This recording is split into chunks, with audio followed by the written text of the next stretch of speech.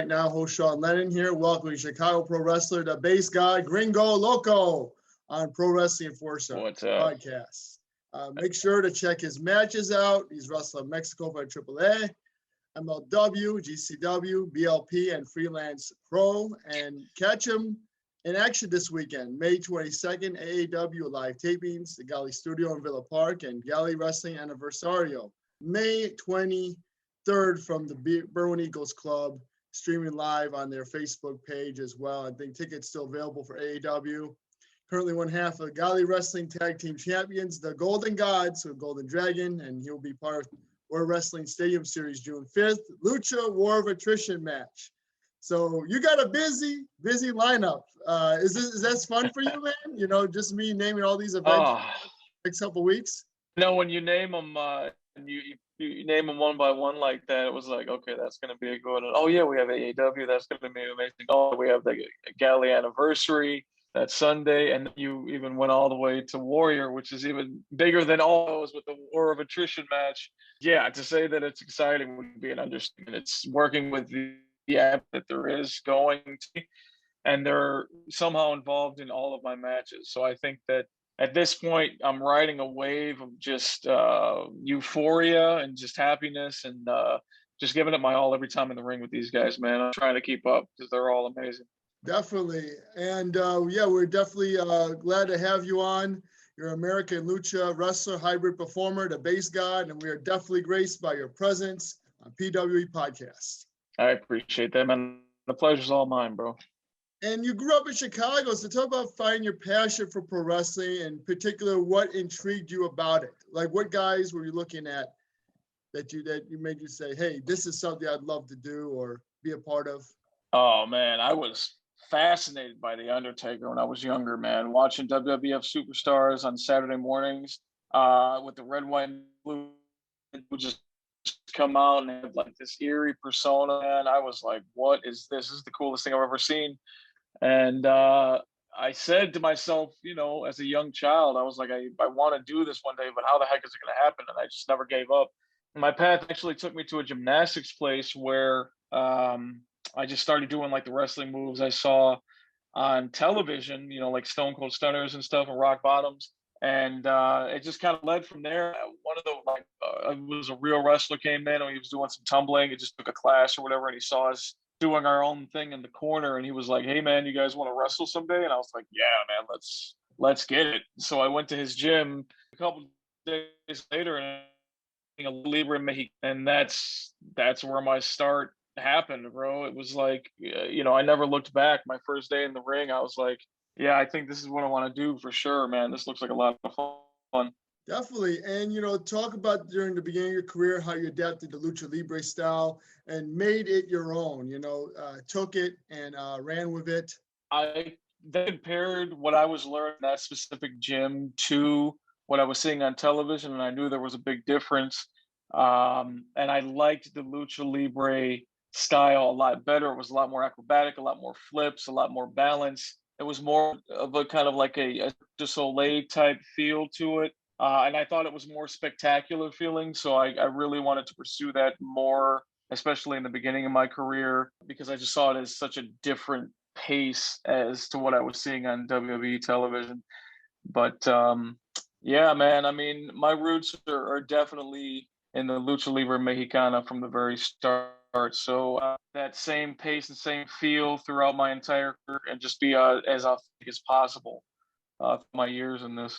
And you credit WWE Superstar Ali from Chicago helping you train. Do you look at what he's doing now? Do you pick up on some stuff that you see him doing currently?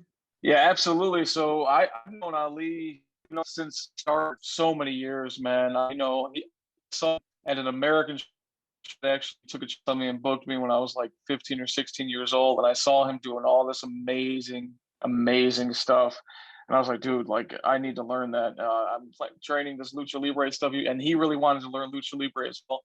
So then we just kind of vibed and became friends. And yeah, I mean, I think everybody who knows Ali knows how talented he is and was back then. No matter see the things achieving and conquering in the biggest in the world.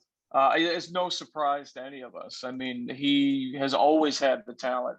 The fact that he put it to the side and went for a career to kind of maintain his family as a police officer is admirable. Right back to professional wrestling, and he's at the top. I'm not surprised at all by his success. I mean, he's one of the best. For sure. And talk about AAW. You got your upcoming match. You team with Black Taurus against Dragon Bane, Canis Lupis. And, after having some losing matches for those tag team belts, is your goal to win them eventually? Yeah, 100%. I mean, AAW, any titles in that company are going to be prestigious and held high regard. On the horizon, this Black Taurus Gringo Loco thing was supposed to happen right before the pandemic, literally 5 days before everything got shut down on March 21st, I want to say. The team was called Lucha Alliance. It was going to be a big deal. The push was going to be out of this world. And I can guarantee you we would have became champions. But you never say never. We are a year and some odd months later, and the Lucha Alliance is finally debuting as a team in AAW against a fantastic Lucha Libre team. They come from the same school that I came from in Mexico City, Naucalpan. So I know how good they are, and I know how driven they are to become champions and to become the best at this art of Lucha Libre. So yeah, it should be an exciting match. Everybody check it out on the 22nd. And also GCW featured you and several other Lucha talents on the Spring Break event. So, talk about working with Dragon Bane, Laredo Kid, Black Taurus, Aramis, Arez, and that weekend. And, working with them again now, having the chance to do it again at the Stadium Series, but a very different kind of match. Yeah, absolutely. So now instead of 3-on-3, there's 4 teams of 2, and that can get definitely a lot more crazy than we did in Tampa. Tampa was crazy, but I know we have a lot of stuff up our sleeve that'll really blow some minds. So I think that if you really want to see what Lucha Libre authentically looks like, that's going to be the War of Attrition match in Warrior Wrestling on June 5th. Very, very much looking forward to that match for sure. And what a moment it would be for you to catch that belt and winning the match, getting it done in Chicago, right? I mean, hometown boy, Lucha wrestling career. What an honor to be the first Warrior Lucha champion. I mean, talk about a storybook, not an ending, but a story chapter of my career that would be. For sure. And Galli Lucha, you're almost the role of being like the Triple H, like the Kenny Omega we see in AEW, the guy that the fans boo, love to hate. How much you cherish the role, and you're the former Galli champion and the current tag team champions of the Golden Gods. How much you cherish that? Yeah, so Galli is always going to have a very special place in my heart. And it's not just me. You ask Ali, Samurai Del Sol, Shima from TNA, who is Walking Wild now in NXT. It's a very special place for more than one reason. I mean, you can take guys who are very new, very rookie to this, that are in luchadors, and only make them get better. Throughout my career, I worked every name, every legend that I wanted to work because of Carlos Robles, the promoter of Galli. I can never thank Galli and Carlos enough for all these opportunities I've gotten. I've gotten nothing but better working with better talent. I mean, the best talent on this is probably from CMLL and TripleA, and we've worked every single individual one of them, including the Lucha Brothers, who are, on a phenomenal streak, EW, just killing it, just the most over dudes ever. And we worked multiple times because of Galli. So I am loyal and faithful to Galli, and for as long as I can. As the contract says I can't work them, I'm going to be there every other Sunday, man. Work in the Galli crowd, I love them. And nothing makes me more happy knowing that I have Galli's back and Galli has. Definitely. Did Carlos try to book you for the Friday event, or was it something like you didn't want to do like 3 events in a row? Oh, no, I'm on the Friday event. Oh, you are? Okay. Okay, cool. So is that something you've done before, work like 3 events in a row? Yeah. I mean, it was a very common thing before the pandemic hit. But yeah, you could definitely say on that 3rd day which just so happens is the most important day of this weekend.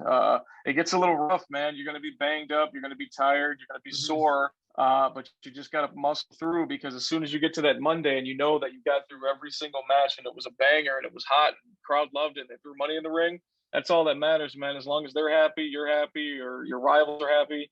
This is why I do it, man. For the money, I don't do it for the fame, for that exact feeling of euphoria, rivals being happy, the crowd being happy, basically my happy at the end of every match. So looking forward to it. So it'll be challenging, but it's not my first rodeo doing three shows in one weekend. Definitely. And in Galli Mania in 2019, you defended Galli Championship against AEW star Fenix. This is a barn burner. So how do you rank that match in your career overall? Is that one of your favorites? Yeah, absolutely. I would say top 3. Fenix is an unbelievable talent. I finally got a chance to work Volador Jr.'s up there in the top 3. And then obviously Caristico, they call him now, Nacho. You definitely got to put those guys up there, because it's just, they've been all around the world, man. They know exactly, they just know how to just play a beautiful match to a crowd. You know what I'm saying? Definitely. And it always comes off without a hitch, because they just work everywhere and they know capable of. Definitely top 3. Rey Fenix is the man. He's actually my favorite luchador now. I mean, for sure. Like, the guy is amazing. There's nothing he can't do. Yeah, that's for sure, man. That was a heck of a match, and and for you to get that win, you had to be proud of that one. Yeah, absolutely, man. Thankfully. Now, when do you feel it's necessary to keep the matches from, reaching that point of being redundant? Like, what do you personally like to change up from night to night?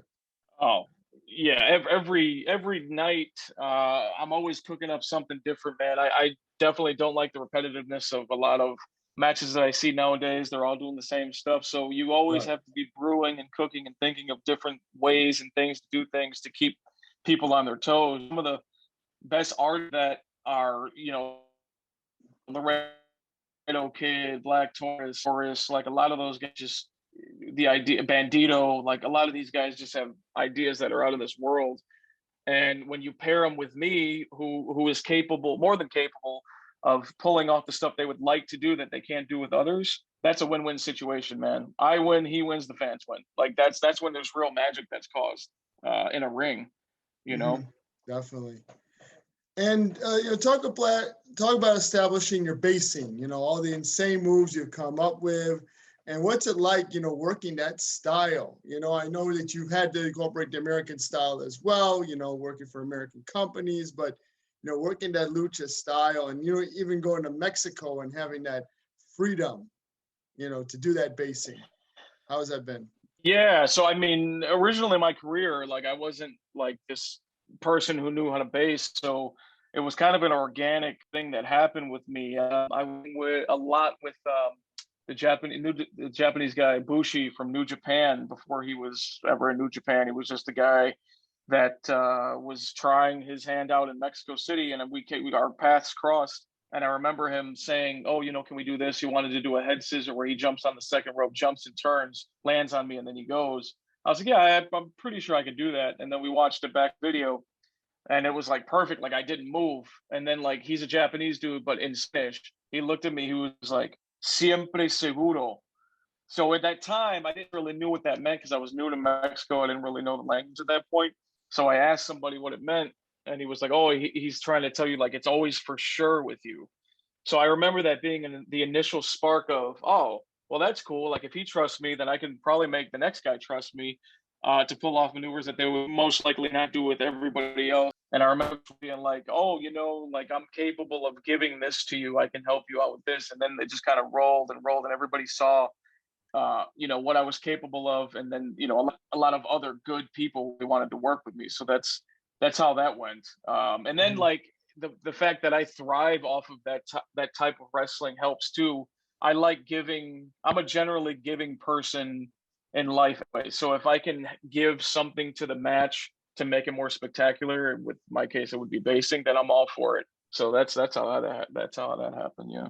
Nice. Very nice. And, when you went to Mexico, you had been in matches with like the current NXT champion Killer Cross, NXT star Jake Atlas, talk about working with them before they went up there. I talked to Tom Lawler, he had told me like he feels like he's a litmus test for like guys like Cross or, Thatcher before they make it. Do you look at it that way since you've been in the business longer?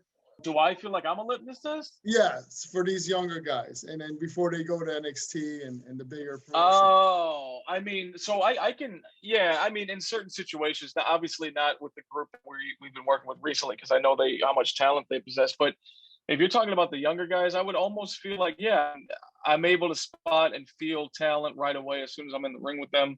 And I would say that I am sort of an exam, especially in Galli. Like I could say yay or nay to somebody because I just know like, oh, he's missing a little bit here, missing a little bit there. But a lot of the times, like, especially now, a lot of these guys coming out of the gate, man, like they're just guns ablazing. They are ready to roll, man. They're more than ready to become famous, successful luchadors, bro.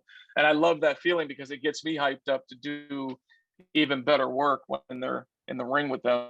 Yeah, definitely. I mean, we've seen guys like the Prodigy, Benjamin Carter, only like under 25 years of age, and pretty cool, right? I did one scramble with him, and I really kicked myself in the ass on that one because I wasn't really in wrestling then. I mean, we were in the middle of the pandemic or whatever, but I didn't know how great he was. And I would have done so much more than we did in that small scramble that we had for GCW. It was their first show back, and everybody was like, well, I was out of shape. I mean, we were pandemic, but, a lot of guys were just out of wrestling and, like, definitely a lot of rust.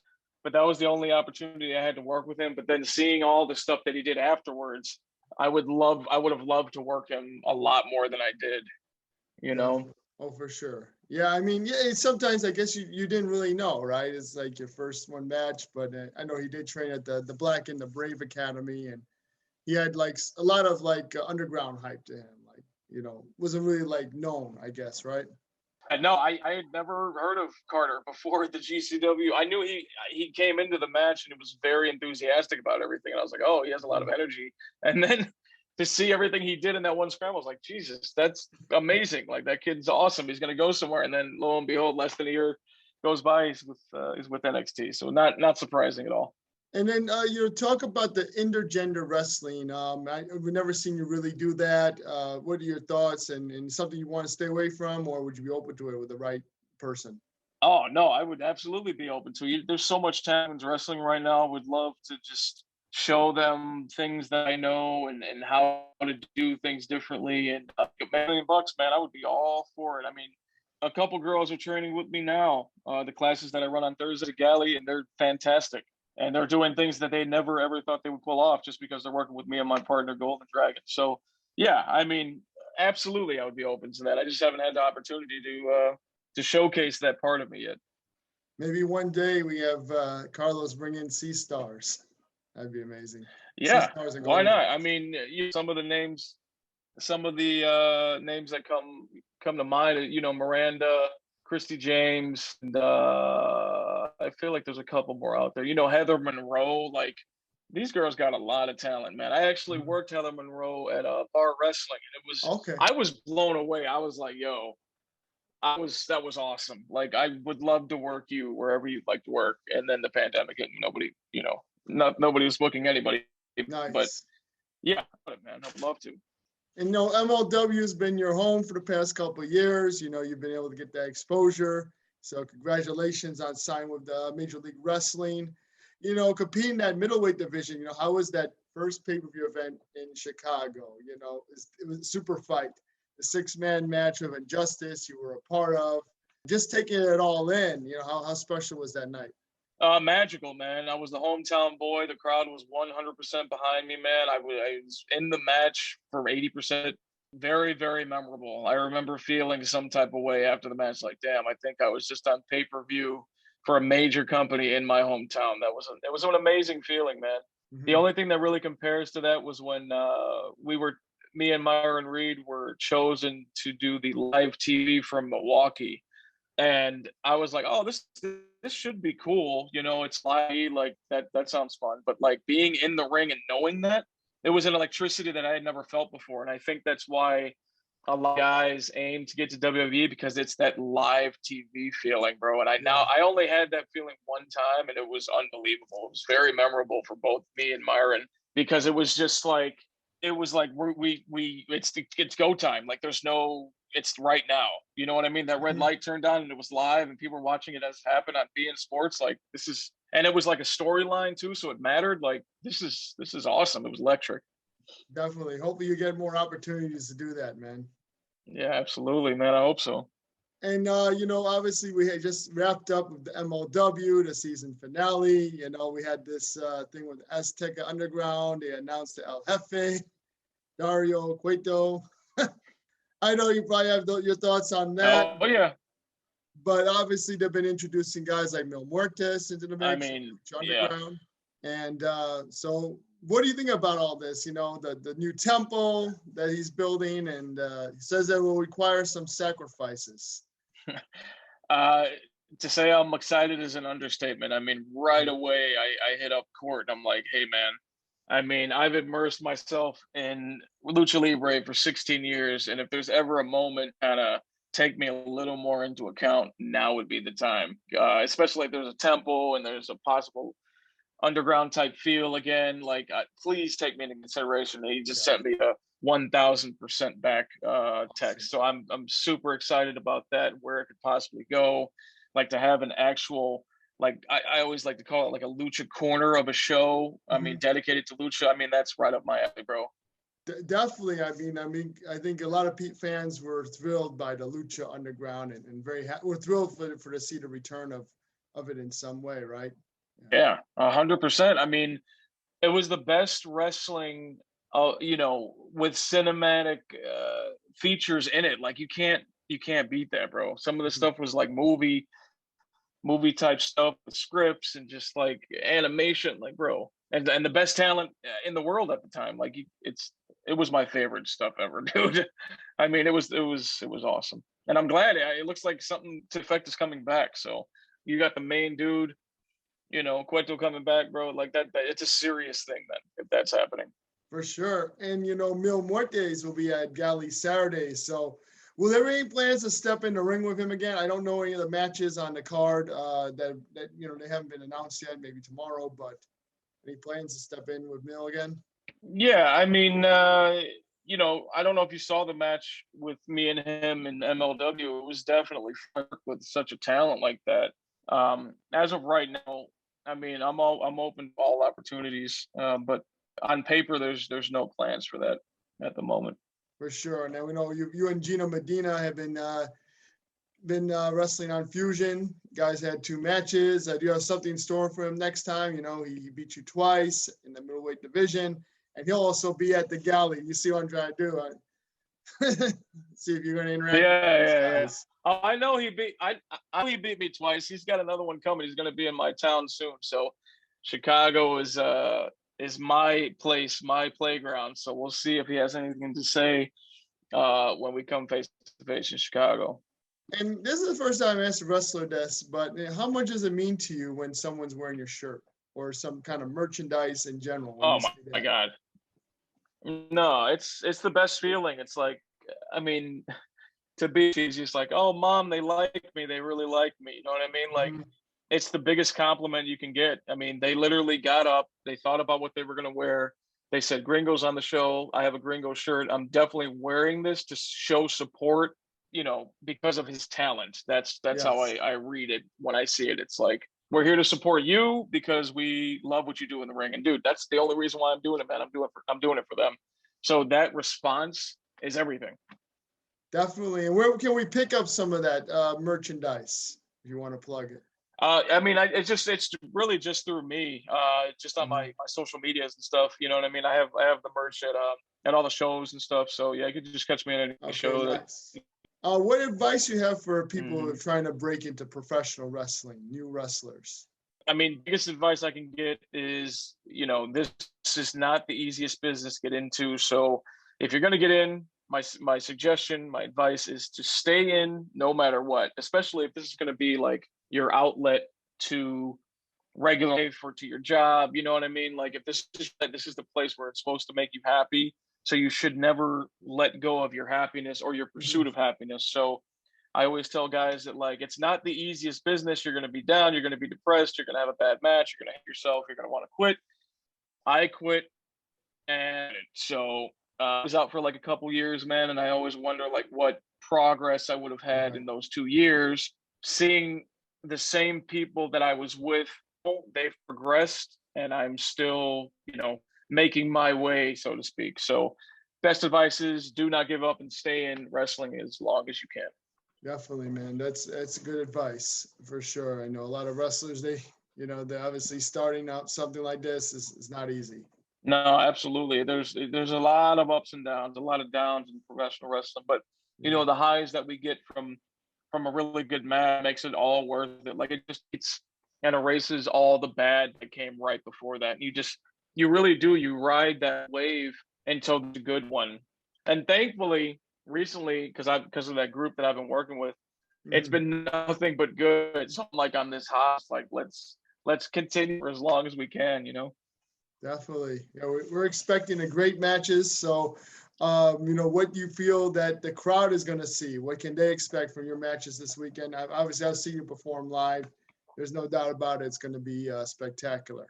Oh, yeah. The people know what I bring, man. I bring the fire, I bring the gasoline, and I just dump them all together, man. I just like to blow people's minds every single match. That's what I'm about. So I just show off basing skills that I've learned throughout the years. That's all I'm about. I think the people, especially around here, know that already. But, that's pretty much the point of all this, man.